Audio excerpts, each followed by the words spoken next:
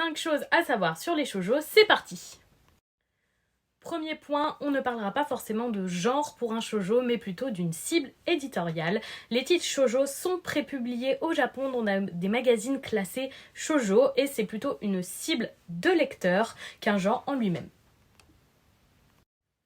Deuxième point, un shoujo est forcément une romance. C'est faux, certains shoujo ne sont pas des romances, n'abordent pas du tout le thème de l'amour, et même au-delà de ça, certains shoujo n'ont pas pour personnage principal une femme. Troisième point, une romance est forcément un shoujo. C'est totalement faux, certains shonen sont également des romances. J'ai par exemple beaucoup vu passer sur TikTok des gens qui parlaient de Blue Flag comme un shoujo. Eh bien raté, c'est un shonen. Quatrième point, le shoujo se veut forcément être une romance réaliste dans le style slice of life ou encore mieux school life. C'est faux également, il existe des shoujo fantasy qui sont très très bons, qui passent dans des univers fantastiques avec de la magie, des choses comme ça.